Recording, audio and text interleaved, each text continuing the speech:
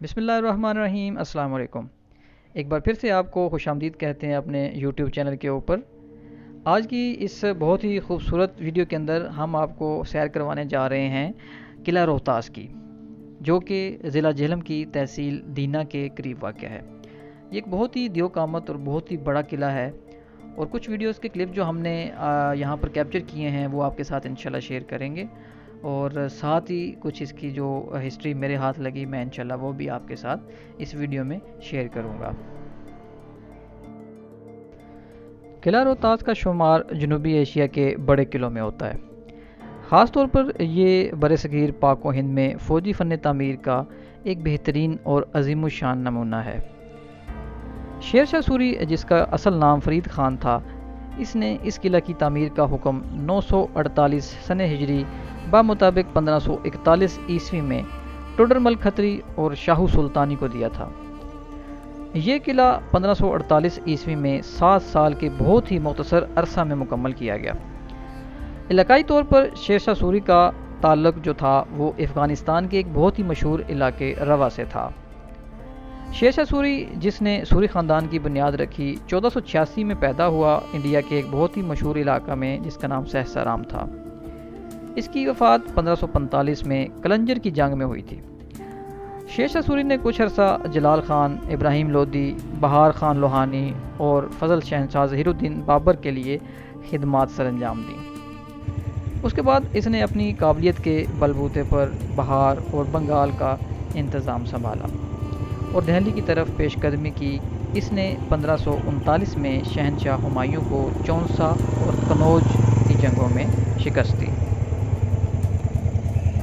مختلف علاقوں پر قبضہ کر کے جب شیر شاہ سوری اس جگہ پر پہنچا تو اس نے ایک دیو قامت قلعہ کی تعمیر کا حکم دیا۔ اس قلعہ کی تعمیر کا بنیادی مقصد مغل شہنشاہ ہمایوں، جو کہ شکست کے بعد ایران بھاگ گیا تھا، اس کی ممکنہ واپسی اور کشمیریوں اور گکھڑوں، جو کہ مغلوں کے پرانے دوست تھے، ان پر نظر رکھنا تھا۔ بے قاعدہ ہیبت والے اس قلعہ کا محیط 4 کلومیٹر سے بھی زیادہ رقبے پر پھیلا ہوا ہے، جبکہ اندرونی رقبہ 175 ایکڑ پر محیط ہے۔ اس کی موٹی فصیل، جو کہ 2 سے 3 چبوتروں پر مشتمل ہے، پہاڑوں کے قدرتی نشیب و فراز پر بنائی گئی ہے۔ یہ فصیل 30 سے 40 فٹ تک چوڑی ہے اور 50 سے 80 فٹ تک اونچی ہے۔ اس فصیل میں مضبوطی کے لیے 72 برج، 14 دروازے اور تقریباً 2377 کنگرے موجود ہیں، جن میں تیر اندازوں، توپ چلانے والوں اور گرم پانی پھینکنے والوں کے لیے سوراخ بھی موجود ہیں۔ قلعہ کے اندرونی حصہ کو ایک دیوار کی مدد سے 2 حصوں میں تقسیم کیا گیا۔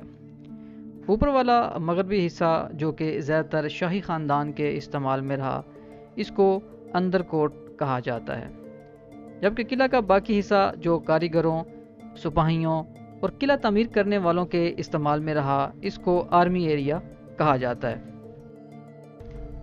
اندر کوٹ 2 رہائشی عمارتوں، رانی محل اور حویلی مان سنگھ پر مشتمل ہے۔ قلعہ میں پانی کی ضرورت کو پورا کرنے کے لیے 3 عدد سیڑھیوں والے کنویں بھی موجود ہیں۔ پیچھے جو آپ نے گیٹ دیکھا، یہ سہیل گیٹ کے نام سے مشہور ہے۔ اس وقت ہم سہیل گیٹ کے سامنے موجود ہیں۔ یہاں سے ایک رستہ نکلتا ہے جو کہ اس قدیم کنویں کی طرف جاتا ہے، جو اس وقت کھودا گیا تھا جس وقت اس قلعے کو تعمیر کیا جا رہا تھا۔ اس طرز کے 3 کنویں اس قلعہ کے احاطہ میں موجود ہیں۔ یہ وہ قدیم کنواں ہے جس کا ذکر میں پہلے کر چکا ہوں۔ اس کنویں کی گہرائی بہت ہی زیادہ ہے، اور اس کنویں کی تہہ تک جانے کے لیے اس کی دائیں جانب سیڑھیاں بھی بنائی گئی تھیں، لیکن ہم اس چیز کو سمجھنے سے قاصر رہے کہ اس دور کے اندر اس کنویں میں سے پانی کس طریقے سے نکال کر قلعہ کو ترسیل کیا جاتا تھا، کیونکہ جب ہم سیڑھیوں سے اتر کر اس کنویں کی تہہ میں پہنچے تو ہمارے اندر واپس اوپر آنے کی سکت بالکل موجود نہیں تھی۔ ایک چیز کو ذہن میں رکھیے گا کہ جب آپ اس قلعہ کو وزٹ کرنے کے لیے آئیں گے تو یہاں پر آپ کو وزٹ کے دوران بہت ساری چڑھائیاں بھی چڑھنی پڑ سکتی ہیں۔ کوشش کریں کہ کسی گرمی کے موسم میں تو بالکل اس جگہ کا رخ نہ کریں، کیونکہ گرمی میں اس قلعہ کو وزٹ کرنا بہت مشکل ثابت ہو سکتا ہے۔ اس جو ہیکل قلعے کو کیپچر کرنا اتنی گرمی میں ہمارے لیے بہت زیادہ مشکل کام تھا۔ یہ 4 کلومیٹر کے رقبے پر پھیلا ہوا یہ قلعہ ایک دن میں کیپچر کرنا مکمل بہت مشکل تھا، اور ویڈیو بھی بہت زیادہ لمبی ہو سکتی تھی۔ لہٰذا ہم نے فیصلہ کیا کہ ہم اس قلعے کے چیدہ جگہوں کو، جو کہ بہت زیادہ مشہور ہیں اور لوگ زیادہ وزٹ کرتے ہیں ان جگہوں کا، ان کو کیپچر کیا جائے۔ انہی میں ایک یہ کنواں بھی تھا، تو ہم اس کنویں کو بھی کیپچر کرنے پہنچے، لیکن اس کنویں پر ہمارے ساتھ ہوا کچھ یوں کہ ہم نیچے تو اترے، لیکن اس کی گہرائی اتنی زیادہ تھی کہ سیڑھیاں واپس چڑھ کر آنے میں ہمیں بہت دقت محسوس ہو رہی تھی۔ سینکڑوں سال گزر جانے کے بعد اس کنویں کی تہہ میں آج بھی پانی موجود ہے۔ کنویں کی گہرائی اور سیڑھیوں کی تعداد سے آپ نے اندازہ لگا لیا ہوگا کہ اس وقت کے دور کے حساب سے یہاں سے پانی نکال کر استعمال کرنا کتنا آسان ہو سکتا ہے۔ اب یہ بات اللہ تعالیٰ کی ذات بہتر جانتی ہے کہ اس وقت یہاں سے پانی نکال کر استعمال میں لانے کے لیے کون سی ٹیکنالوجی استعمال کی جاتی تھی۔ یہ جو بھی اس وقت آپ عمارت دیکھ رہے ہیں، یہ حویلی مان سنگھ کے نام سے مشہور ہے۔ حویلی مان سنگھ شہنشاہ اکبر کے مشہور جرنیل مان سنگھ کے نام سے مشہور ہے، جس نے اندرکوٹ کی 2 بلند ترین جگہوں پر قبضہ کیا تھا، جہاں پر یہ حویلی تعمیر کی گئی۔ 1585 عیسوی میں مرزا محمد حکیم کی وفات کے بعد، جو کہ افغانستان کے بیشتر حصوں کا انتظامی امور سنبھالے ہوئے تھا، اس کی جگہ پر مان سنگھ کو افغانستان کے انتظامی امور کو سر انجام دینے کے لیے کابل روانہ کیا گیا۔ 1586-1587 عیسوی میں مان سنگھ کا تبادلہ بہار میں کر دیا گیا، جس کے بعد وہ کبھی بھی روہتاس واپس نہیں آ سکا۔ لہٰذا اس حویلی کی تعمیر ان ابتدائی 8 سالوں میں ہوئی جب مان سنگھ یہاں موجود تھا۔ اس حویلی کی شکستہ حال 4 دیواری کے اندر 2 عمارتیں کھڑی ہیں، جن کو سفید محل، کالا محل یا رانی محل کے نام سے جانا جاتا ہے۔ تکمیل کے بعد سفید محل اور رانی محل کے بڑے بڑے کمروں کو مختلف قسم کی دیواری نقاشی سے آراستہ کیا گیا۔ جیسا کہ بہت سے مقامات پر اس کی باقیات سے ظاہر بھی ہوتا ہے۔ اب ان محلات کی باقیات میں صرف 2 منزلہ ڈھانچے رہ گئے، جو پتھر کے ٹکڑوں اور جلی ہوئی اینٹوں سے بنائے گئے تھے، اور جن پر چونے کے مسالے سے پلستر کیا گیا تھا۔ ایک لمبے عرصے سے زندگی اور روح سے محروم یہ عظیم الشان رہائش گاہ اب صرف اپنے ماضی کا سایہ رہ گئی ہے۔ سفید محل کی کشش کی اصل وجہ فن تعمیر کا وہ انداز ہے جو اس کے بیرونی حصہ میں نظر آتا ہے، خاص طور پر وہ سنگ تراشی جو اس کے محراب نما گنبد پر کی گئی تھی۔ یہ عمارت پچھلی صدی کی اوائل میں خستہ حالی کا شکار رہی، اور محکمہ آثار قدیمہ نے اس کی مرمت کروائی اور بالائی منزل پر جانے کے لیے سیڑھیاں بھی تعمیر کروائی گئیں۔ اس بات کا کسی کو علم نہیں ہو سکا کہ ان عمارات کے ساتھ کیا حادثات پیش آتے رہے ہیں، لیکن محکمہ آثار قدیمہ کی تحقیق کے مطابق ان عمارات کی تباہی کے اندر قدرتی آفات سے زیادہ بارود کا استعمال نظر آتا ہے۔ یعنی محکمہ آثار قدیمہ کے کہنے کا مطلب یہ ہے کہ لڑائیوں کے دوران اس قلعے کو تباہ کرنے کے لیے بہت بھاری مقدار میں بارود کا استعمال کیا گیا۔ اب یہ اللہ تعالیٰ کی ذات بہتر جانتی ہے کہ اس وقت کے دور میں کون سا بارود اور کس طریقے سے استعمال کیا جاتا تھا۔ ذاتی طور پر میں تو اس قلعے کے وزٹ کے بعد بہت متاثر ہوا ہوں اس قلعے کی تعمیرات سے، یعنی کہ آج سے 500 سال پہلے کس طریقے سے اس قلعے کو تعمیر کیا گیا ہوگا۔ اتنے بڑے بڑے پتھر اور اتنے بڑے ایریے پر اس کو بنانے کے لیے کہاں کہاں سے پتہ نہیں مواد اکٹھا کر کے لایا گیا ہوگا، اور کس طریقے سے اس کو اتنی ہائٹ کے اوپر نشیب و فراز پہ کس طریقے سے ان پتھروں کو ایڈجسٹ کیا گیا ہوگا۔ اس قلعے کی تعمیر بہت ہی حیران کن ہے، اور واقعہ ہی انسان کی عقل دنگ رہ جاتی ہے کہ دیکھ کر کہ اس وقت آج سے 500 سال پہلے کس طریقے سے اتنے بڑے بڑے پتھر یہاں پر لائے گئے ہوں گے، اور کس طریقے سے ان پہاڑوں کے اوپر اتنی چڑھائیوں کے اوپر کس طریقے سے اس قلعہ کو تعمیر کیا گیا ہوگا۔ موجودہ دور کے اندر حالانکہ ٹیکنالوجی اتنی ترقی کر چکی ہے اور نت نئی مشینیں جو ہیں وہ ایجاد ہو چکی ہیں، تو میرا خیال ہے کہ آج کے دور میں بھی اگر اس طرح کا قلعہ ان جگہوں پر تعمیر کرنے کا حکم دیا جائے تو ان مشینوں کے لیے بھی اتنے قلیل عرصے میں ایسا قلعہ تعمیر کرنا بہت ہی مشکل کام ہو سکتا ہے۔ یہ قلعہ روہتاس کا قید خانہ ہے، جس کو کہ اس وقت زندان خانہ کہا جاتا تھا۔ یہاں پر مختلف قسم کے مجرموں کو قید کر کے رکھا جاتا تھا۔ اس کے علاوہ اس قلعہ میں ایک پھانسی گھاٹ بھی موجود ہے کہ جہاں پر سزائے موت کے قیدیوں کو سر عام لٹکایا جاتا تھا اور پھانسی دے دی جاتی تھی۔ جو لوگ قلعہ روہتاس کی سیر کے لیے آنا چاہتے ہیں تو ایڈریس تھوڑا سا سمجھ لیجئے، کوئی اتنا مشکل نہیں ہے۔ جو لوگ بھی آنا چاہیں، یہ مین جی ٹی روڈ کے اوپر اگر آپ اسلام آباد والی سائڈ سے آ رہے ہیں تو دینا شہر گزر کر تقریباً 1.5 کلومیٹر کے فاصلے پر جی ٹی روڈ سے ہی ایک لنک روڈ روہتاس روڈ کے نام سے نکلتا ہے۔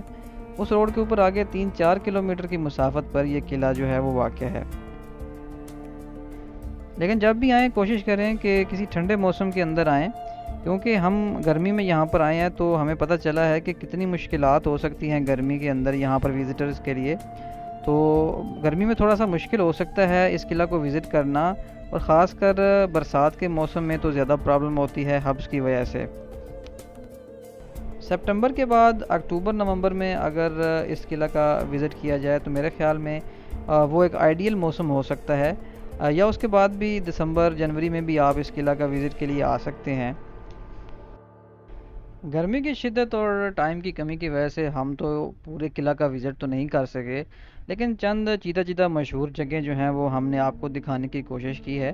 لیکن اگر آپ یہاں پر آتے ہیں اور کچھ جو مشہور جگہ یہاں پر آپ دیکھ سکتے ہیں ان کے کچھ میں ذکر یہاں پر کرتا چلوں، کہ جن میں ایک شاہ چاندولی گیٹ ہے، کابلی گیٹ ہے، حویلی مان سنگھ ہے، شاہی باولی ہے، رانی محل ہے، بادشاہی گیٹ ہے، Sohail get, Sher Shah museum, people والا گیٹ، شیشی گیٹ، گڈے والا گیٹ، لنگر خوانی گیٹ، بادشاہی مسجد، طلاقی گیٹ، چوہا بابا گرو نانک وغیرہ، بڑی باولی، سر گیٹ اور تلہ موری گیٹ وغیرہ، یہ چند مشہور جگہیں ہیں جو یہاں پر آ کر آپ جن کو وزٹ کر سکتے ہیں۔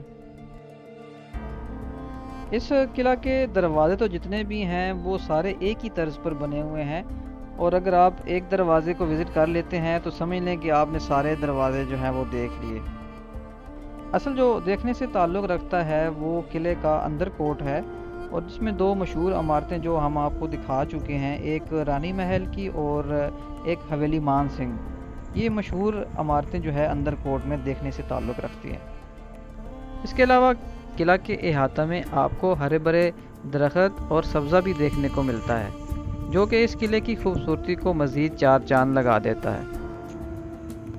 یہ جو ابھی آپ سامنے عمارت سی دیکھ رہے ہیں، یہ عمارت رانی محل کے نام سے مشہور ہے۔ رانی محل اس وقت کی ملکہ کی رہائش گاہ تھی، جو کہ حویلی مان سنگھ کے قریب ہی تعمیر کیا گیا تھا۔ رانی محل ہندوؤں کی فن تعمیر کی ایک بہت ہی قدیم اور عمدہ مثال ہے۔ مغل اس قلعہ کو اس قلعہ کی آرمی کے رویے کی وجہ سے اچھا نہیں جانتے تھے۔ کافی سارے شہنشاہ یہاں مختصر قیام کے لیے رکے، جن میں شہنشاہ اکبر بھی موجود ہے، جس نے اس قلعہ میں ایک رات کا قیام کیا۔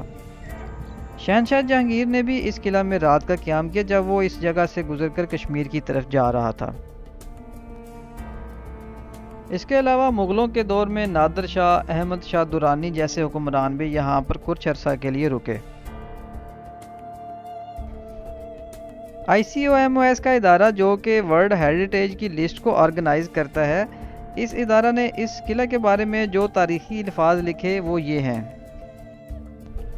Rohtas fort is an exceptional example of Muslim military architecture of Central and South Asia, which blends architectural and artistic traditions from Turkey and South Asia. یعنی روہتاس قلعہ وسطی اور جنوبی ایشیا کے مسلم فوجی فن تعمیر کی ایک غیر معمولی مثال ہے، جو ترکی اور جنوبی ایشیا کی تعمیراتی اور فنی روایات کو ملا کر مغل فن تعمیر اور اس کے بعد کی تعمیر اور موافقت کا نمونہ بناتا ہے۔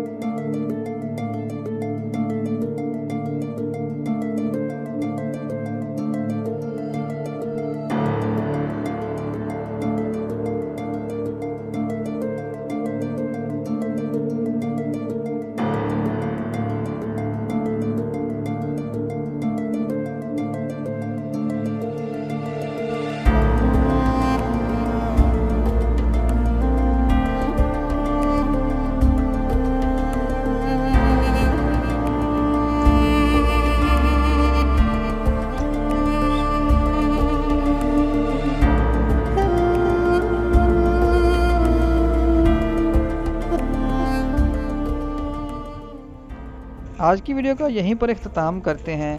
یہ تو نہیں ہو سکتا کہ آپ کو آج کی ویڈیو پسند نہ آئی ہو، تو چینل کو سبسکرائب کر لیجئے گا اور ویڈیو کو شیئر لازمی کر دیجئے گا۔ کوئی سجیشن دینا چاہیں تو کمنٹ سیکشن میں مجھے بتا سکتے ہیں۔ میرے پاس قلعہ روہتاس کے حوالے سے جو معلومات تھی میں نے وہ آپ تک پہنچانے کی کوشش کی ہے۔ باقی اگر کوئی کمی کوتاہی رہ گئی ہو تو اس کے لیے میں معذرت خواہ ہوں۔ تو چینل کو سبسکرائب کر لیں، ویڈیو کو شیئر کر دیجئے گا۔ مجھے دیجیے اجازت، اللہ نگہبان۔